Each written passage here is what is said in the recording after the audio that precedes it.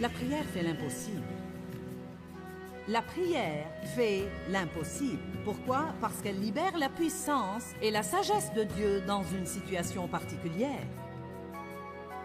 Restez avec nous dans Jouissez de votre vie.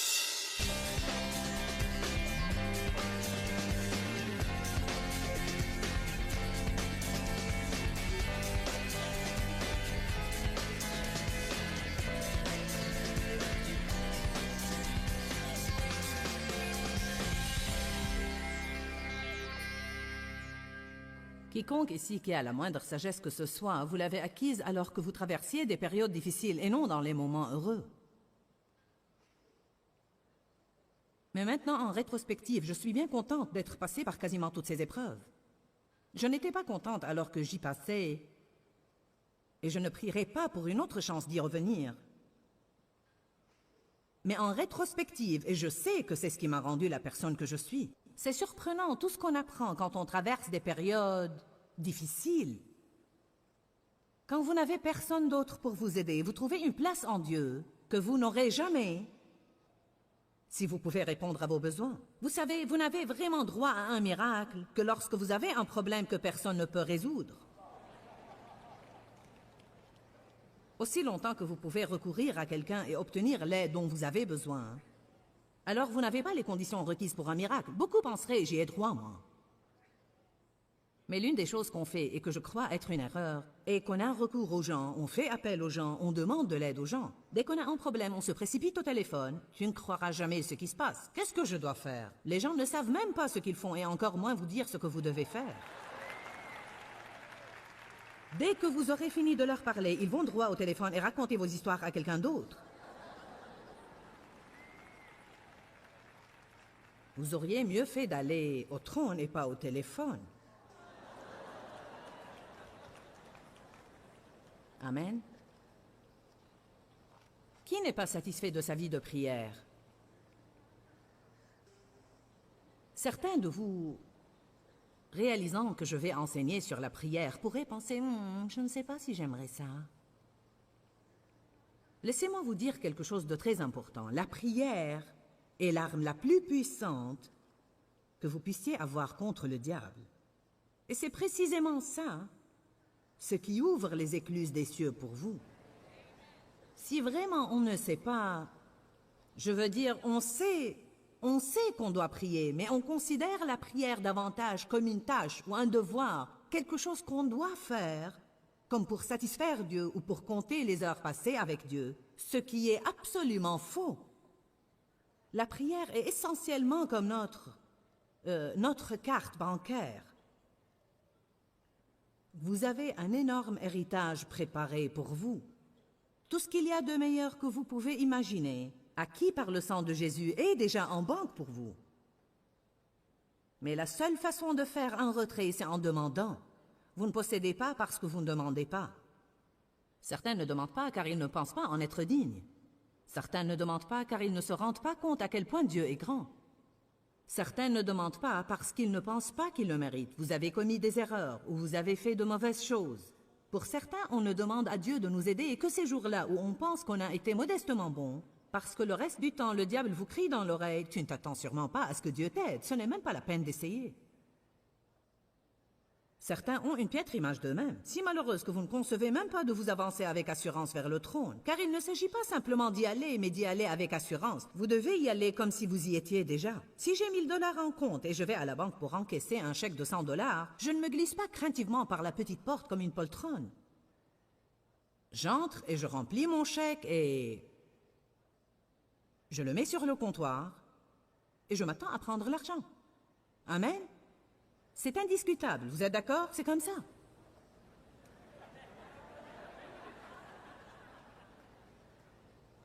Amen? Je crois que la grande majorité des chrétiens n'exercent pas les droits et privilèges qui leur ont été donnés et ils ne comprennent pas vraiment la puissance qui est dans la prière. Beaucoup d'entre vous doivent vraiment monter beaucoup plus haut dans votre vie de prière. Que tout le monde dise « Je suis prêt à arrêter le plan de Satan pour ma vie ». si l'on pouvait envisager la prière juste comme ça, mettre à l'arrêt, rendre violence contre la violence usée contre nous. La prière est une activité violente. Ce n'est pas un petit « Seigneur, si tu pouvais juste faire cette petite chose pour moi. » Attendez pour voir, bouclez votre ceinture de sécurité. Ainsi, on est censé prendre de bon cœur toutes ces épreuves. Verset 3. Sachant et étant assuré que l'épreuve et le test auquel votre foi est soumise produisent de l'endurance, de la constance et de la patience. Moi, j'ai découvert par expérience qu'avant d'arriver à l'endurance, à la constance et à la patience, les épreuves provoquaient bien d'autres comportements que je ne savais pas étaient là-dedans. Vous ne saurez jamais à quel point vos fruits sont juteux jusqu'à ce que quelqu'un les serre. Et j'ai trouvé que certains des miens étaient plutôt secs. Quand je passais par une épreuve, si d'après ce verset j'étais supposé avoir plus de patience, moi je piquais des crises. Que l'endurance et la patience soient parfaitement opérantes et accomplissent pleinement leur œuvre, afin que vous soyez parfaits et accomplis, exempts de tout défaut, et ne manquant de rien, sans faillir en rien. Pour mieux comprendre cela, laissez-moi vous dire quelque chose. Quand on en arrive au point où quoi que le diable lance contre nous, on n'en est pas perturbé, on n'en est pas secoué, parce qu'on connaît le Dieu qu'on sert. On sait la puissance qu'on a dans le nom de Jésus, et on sait que bien que l'épreuve puisse durer une saison, elle aussi finira par passer. Ah, si l'on pouvait juste rester constant, quel effet pensez-vous que ça va avoir, sinon de faire au diable une dépression nerveuse? Je veux dire, il vous lance son meilleur coup pour essayer de vous rendre malheureux et de voler votre paix, et vous restez simplement le même. Vous restez constant, patient, prêt à tout endurer, avec tout le fruit de l'esprit parfaitement opérant, ne voulant rien, ne manquant de rien, parce que vous savez qu'en Dieu toutes choses sont à vous. Je veux dire, ça va rendre le diable fou. Bon, une chose que vous devez faire quand vous passez par une épreuve, c'est de prier pour la force. C'est une chose que les chrétiens ne font jamais. Au lieu de prier tout le temps que la stupide épreuve se détourne de vous, vous devez prier pour l'endurance. Paul n'a pas prié pour l'Église qu'elle n'ait jamais d'épreuve. Il a prié qu'elle ait une pleine endurance, qu'elle continue à manifester le fruit de l'esprit et qu'elle soit constante à travers tout ce que Satan lance contre elle. Nous prions mal. Écoutez-moi maintenant. Que de fois est-ce qu'on prie mal, et c'est pourquoi on n'a pas de percée? Ça ne sert à rien de prier que le diable vous laisse tranquille. La seule manière qu'il va vous laisser tranquille est si vous le laissez tranquille. Et si vous faites ça, alors vous n'êtes pas dans la volonté de Dieu. Alors autant laisser tomber. Avec toute occasion vient l'opposition. Mais je peux vous dire la vérité. Qui sait que Jésus n'a pas eu tant d'ennuis avec le diable? Je ne le vois pas entrer dans une ville 4 jours avant de tenir une conférence pour lier tous les démons. Et je ne suis pas venu tôt non plus. Je suis arrivé ici vers 1h30 et suis allé déjeuner et faire une bonne sieste. Comment? Tu veux dire que ton équipe n'était pas là en train de lier des démons avant que tu ne viennes? Vous savez, je n'ai pas essayé de prendre l'autorité parce que je marche dans l'autorité. Il y a une différence. Je n'ai pas à me préparer pour une conférence, je vis prête. Amen? C'est notre problème, on l'allume et on l'éteint. Le dimanche, on est spirituel. Le lundi, on ne sait pas ce que l'on est. On a besoin de vivre cette vie. Prier doit être comme l'acte de respirer. Si quelqu'un vous demande combien de temps vous priez chaque jour, vous ne devrez pas savoir le leur dire. Ce n'est pas quelque chose que vous calculez pour pouvoir dire « Eh bien, je prie 1 heure ou 30 minutes chaque jour. » Je ne sais pas, je prie simplement quand je dois prier. Oui, mais tu vas où quand tu pries? J'ai différents endroits où je vais pour prier. Je prie dans l'épicerie du coin, par exemple. Je prie en voiture. Je prie quand je fais mes courses. Je prie quand je vois un accident de voiture. J'ai prié en venant ici. Je prierai en rentrant chez moi. Je prie tout simplement. Prier doit être comme l'acte de respirer. Ce n'est pas un projet conforme et pour lequel on doit être dans une posture particulière et on prépare nos chronomètres pour l'accomplir 20 minutes par jour.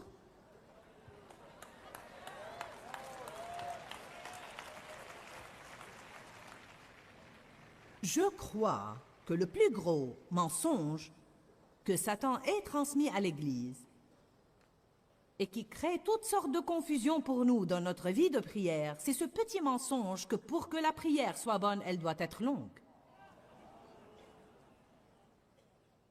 Si vous ne sortez d'ici avec rien d'autre, saisissez donc ça. La prière n'a pas besoin d'être longue. En fait, je crois personnellement que parfois, quand on essaie vraiment de la prolonger, elle perd toute sa sincérité. Parce qu'alors on devient verbeux et on essaye de paraître éloquent, et on prolonge le temps de ses prières, et la moitié du temps, on ne sait même pas de quoi on parle.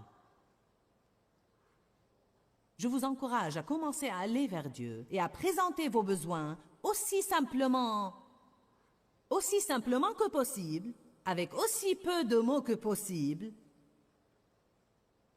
mais avec une grande sincérité de cœur. La Bible dit que la prière sincère et fervente du juste agit avec beaucoup de force et rend disponible une énorme puissance dans son efficacité. Elle ne dit pas la longue prière d'un homme juste. La prière sincère et fervente du juste. Et un homme juste n'est pas quelqu'un qui ne fait jamais rien de mal. C'est quelqu'un qui est droit aux yeux de Dieu par le sang de Jésus. Agit comment? Non pas avec peu, mais beaucoup de force et rend disponible une énorme puissance.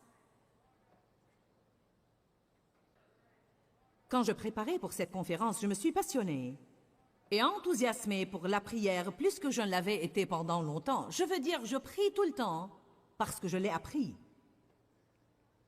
Mais je me vois combattre Satan tout le temps à propos de cette affaire des longues prières. Il semble que si vous priez 15 minutes, vous sentez que vous auriez dû en prier 30. Si vous en priez 30, ça aurait dû être 1 heure. Si vous priez ici, il fallait être là-bas. Vous savez, qui de vous a remarqué qu'avec le diable, assez n'est jamais assez? Quand est-ce que suffisamment suffira? Jamais. Tout le monde est tourmenté par ce mensonge. Je veux dire, je peux vous voir tous. N'est-ce pas votre expérience? Vous venez de finir de prier, mais vous sentez que vous n'en avez pas fait assez. Vous ne l'avez pas exprimé comme il fallait, vous n'y êtes pas parvenu. J'aurais dû faire ceci ou cela. Tant de personnes pensent, je dois prier à ce propos. On se le dit même les uns aux autres. Vous savez, on doit prier à ce sujet. Quand on prie, prions aussi sur ce point. Et pourquoi pas tout de suite? Pourquoi ce n'est jamais en ce moment même? Je veux dire, la Bible dit, priez sans cesse, à tout moment et à chaque occasion, selon l'Esprit, toutes sortes de prières. Il me semble que je dois pouvoir prier n'importe où je suis. Que pensez-vous qu'il se produirait si on commençait à faire juste ce que je vous dis ici ce soir, et chaque fois que vous voyez un besoin, que vous voyez une nécessité, que vous en sentez le besoin, vous priez une petite prière comme des enfants, simple et pleine de foi. Une chose que j'essaye de m'entraîner à faire quand je prie, c'est de faire attention à chaque mot que je dis. Car vous savez ce qu'on fait souvent, je pense qu'on prie envers Dieu au lieu de prier Dieu. Je pense que souvent, particulièrement quand on prie en compagnie d'autres personnes, on prie plus dans le but de paraître spirituel et d'impressionner tous ceux qui écoutent que dans le but de parler vraiment à Dieu, le Père, le Créateur de l'univers, et de lui faire connaître nos besoins. Amen. Amen. Amen. La prière fait l'impossible. La prière fait l'impossible. Pourquoi? Parce qu'elle libère la puissance et la sagesse de Dieu dans une situation particulière. C'est étonnant la durée de temps qu'on peut avoir un problème et ne pas prier à son sujet. On grogne sur ce point, on peste à ce propos, on souhaite que Dieu fasse quelque chose le concernant, on se demande pourquoi Dieu n'y fait rien, on essaye d'expliquer les choses, mais on ne prie pas. Et ensuite, on sort cette affirmation stupide, la déclaration la plus stupide qu'on puisse faire, Et c'est, eh bien, Éternel, j'ai essayé tout ce que je sais faire et rien ne marche. Et rien ne marche. Je suppose qu'il ne me reste plus qu'à prier. Est-ce que je dis la vérité? Est-ce qu'on entend les gens le dire aussi? Eh bien, il ne nous reste plus qu'à prier. On fait comme si la prière était de tout dernier recours. Vous savez, on va tenter notre chance avec la prière, rien d'autre ne marche. Vous savez ce que ça me dit? On ne croit pas au pouvoir de la prière. On ne croit vraiment pas au pouvoir de la prière. On fait confiance à notre propre pouvoir plus qu'au pouvoir de la prière. Et certains d'entre vous portent des fardeaux que vous n'avez pas à porter, car si vous croyez au pouvoir de la prière, vous prierez à leur sujet et vous les laisserez tranquilles. Vous ne vous en soucierez plus, vous n'aurez plus à tout comprendre et à chercher conseil à ce sujet. Vous ne devrez plus vous en faire à ce sujet. Vous le donnerez à Dieu, sachant que Dieu est assez grand pour en prendre bon soin. Ce n'est pas par la puissance ni par la force, mais par mon esprit, dit le Seigneur. Je ne peux pas le faire, mais Dieu le peut. Je dois faire ce que je peux faire. Et si je fais ce que je peux faire, et je marche dans la foi, alors Dieu a promis qu'il fera ce que je ne peux pas faire. Vous savez, on oublie. Qui se retrouve parfois en train de batailler contre une chose et lutter avec et s'acharner contre elle et essayer de la faire marcher, et tout à coup, vous réalisez que vous vous êtes battu contre cette chose pendant des semaines et vous ne vous êtes jamais arrêté pour demander à Dieu de s'en occuper. Vous ne possédez pas parce que vous ne demandez pas. Dites à la personne à côté de vous, tu ne possèdes pas parce que tu ne demandes pas.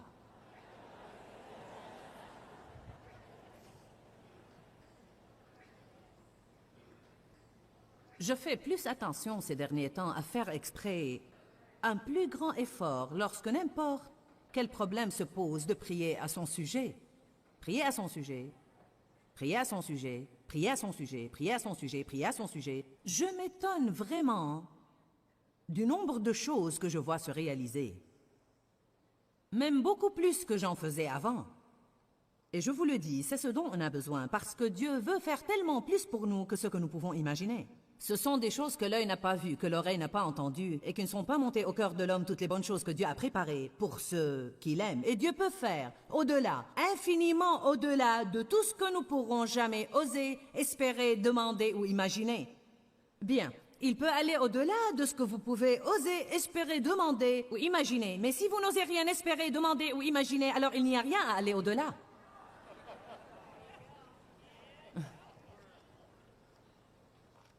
Il y a 2 semaines environ, Dieu a commencé à agir sur moi pour que je redevienne vraiment agressive et dans l'expectative, dans toutes mes attentes, et que je libère ces attentes dans la prière. Et donc, le matin quand il fait beau, je prie d'habitude pendant que je marche.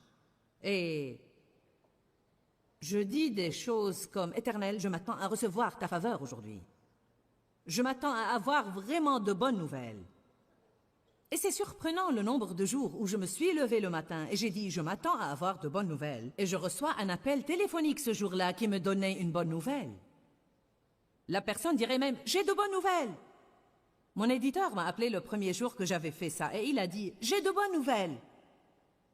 Et il m'a dit 4 ou 5 choses au sujet de mes livres qui étaient des nouvelles vraiment très bonnes. Un tel les prend, un tel les a pris, un tel a passé une grande commande. Je double le défi pour vous de prier pour de bonnes nouvelles. Chaque jour de votre vie, vous devrez dire « Éternel, je prie pour avoir de bonnes nouvelles ». Non seulement on ne prie pas pour de bonnes nouvelles, mais on a comme une crainte qu'on pourrait en recevoir de mauvaises. Dans notre manière de vivre, si l'on veut voir une transformation dans notre vie, la première chose qui doit être transformée, c'est notre attitude.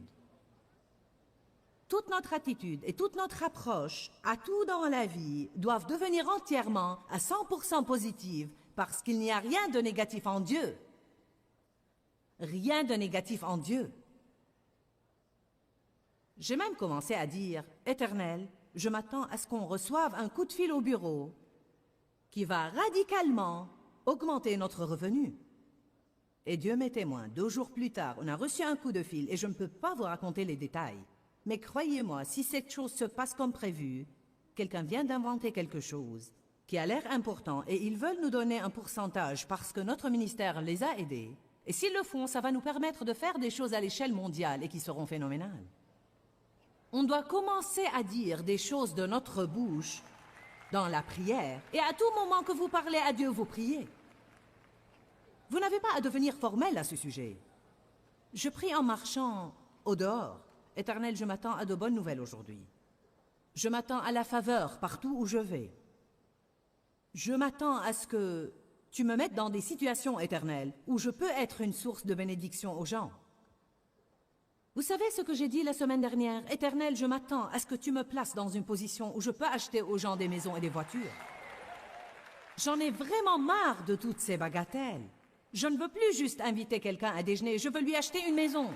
Je veux, la Bible dit, Dieu peut faire au-delà, infiniment au-delà de tout ce que nous pourrons jamais oser, espérer, demander ou imaginer. Je n'en suis plus à prier de petites prières. Je vais prier de grandes prières. Amen. Je préfère prier pour quelque chose de grand et n'en recevoir que la moitié, que de prier pour très peu et en obtenir le tout, ou prier pour rien et en obtenir le tout. Certains d'entre vous, vous n'y penserez même pas, n'est-ce pas? Acheter à quelqu'un une maison? Eh bien, c'est à peine si je paye mon loyer.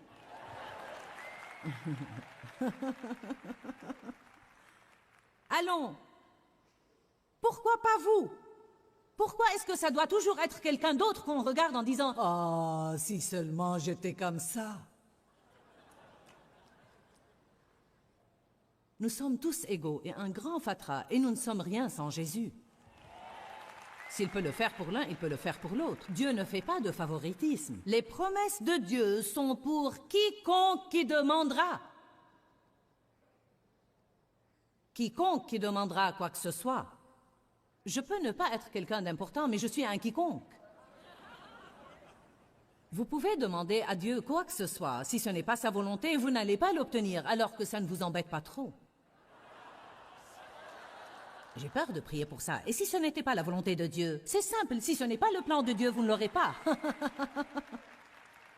Ça vous libère de la crainte de prier pour de grandes choses.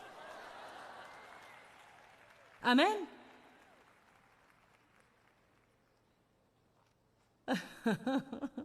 Bon, et si ce n'était pas la volonté de Dieu? Très facile, vous ne le recevrez pas.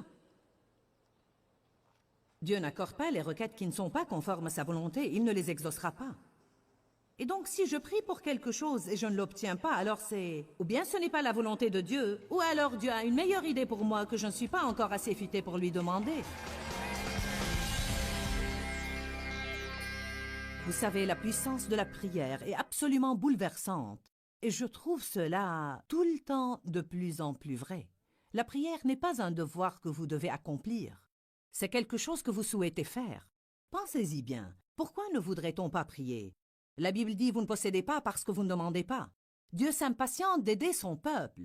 Tout ce qu'on doit faire, c'est le lui demander. Et donc, je veux vous encourager à commencer à demander à Dieu de s'engager dans tout ce que vous faites. Avec la puissance de la prière, vous pouvez interrompre le plan de Satan sur votre vie et il n'aura plus main mise sur vous. Dis-leur que je les aime. Dans ce livret, Joyce Meyer donne une révélation de l'amour de Dieu pour nous. Pour obtenir ce livret gratuitement, écrivez-nous à Joyce Meyer, boîte postale 40095-6300, Larnaca, Chypre. Ou bien visitez notre site web www.joycemeyer.org/fr.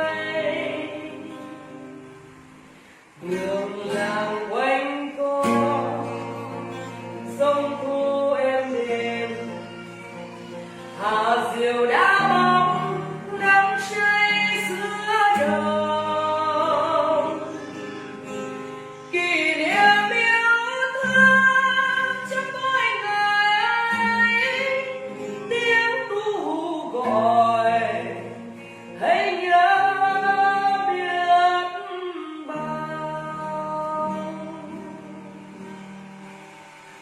Tôi xa quê bao năm tháng qua, nhưng trong trái tim không bao giờ xa. Lời mẹ ru con hiu hiu trẻ, mùa lụt nước lũ bắt cá giữa đường. Biển trời mây năm có mấy ngày ấy, biết đâu tìm lại, biết đâu mà.